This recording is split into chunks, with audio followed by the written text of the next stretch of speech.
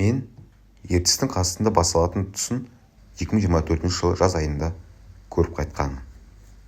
Ертісті алғашқы болып еліміздің шығысында орналасқан Жиделі ауылы қарсы алады. Араға 2 жылдай уақыт салып, ертістің қасында аяқталатын тұсын көру үшін жолға шығып бара жатырмын. Мені 700-ге жуық шақырым жол күтіп тұр. Ертіс туралы 4-5 сағаттық фильм немесе сериал түсіруге болады. Өйткені ертістің бойында қаншама қалалар, елді мекендер бар. Олардың тарихы бар. Әттең-ай, шамам жетсе, мүмкіндігім болса, команда жинап, асықпай, рахаттанып жүріп, фильм түсірер едім.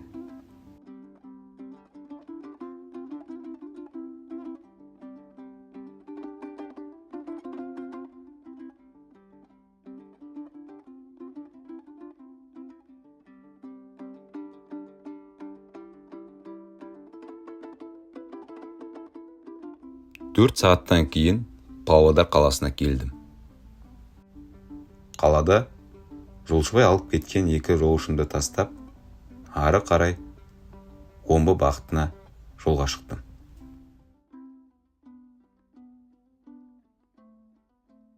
Міне, діттеген жеріме келдім. Үрлітөбе, Қазақстан-Ресей шекара бекеті. Достар, мен Қазақстан мен Ресей шекарасына келдім. Артында тұрған Үрлітөбе шекара посты ертістің қазақстанда аяқталатын тұсы мына жақта.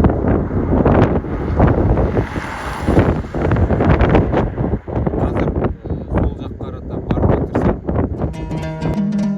Үрлітөбе шекара бекеті ертіспен тұспа-тұс орналасқан екен.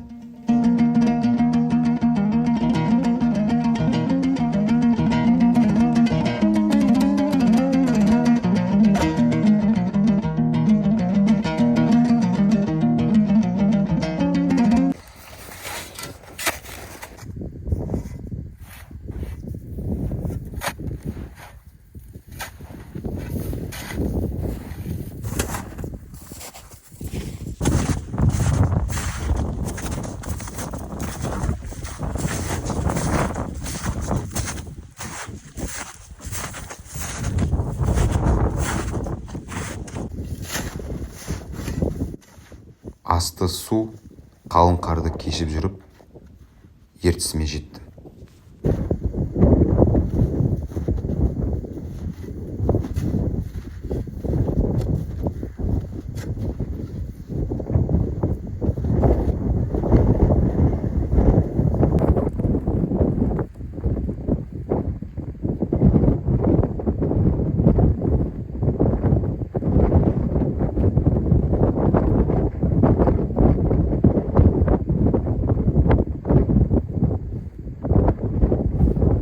Қараңыздаршы, қандай керемет жаратылыс. Осындай Құдайдың жаратқан сұлулығын өз аяғымен келіп, өз көзімен көргендегі сезімді жеткізу мүмкін емес. Ғажайып.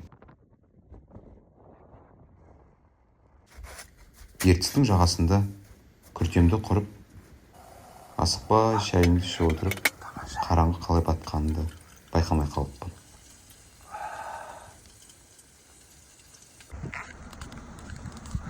Осымен менің сапарым аяқталды. Үрлітөбе пост жағынан келе жатырып, При-Иртышск деген ауылды көріп қалдым. Соның жағына келіп тоқтап, машинамды тексеріп қарап шығып жатырмын. Осындай При-Иртышск деген ауыл Есілдің бойында бар. Келесі кездескенше достар, барлықтарыңызға сәттілік тілеймін. Ал мен әрі қарай жол жүремін үйіме қарай. Қайырлы түн.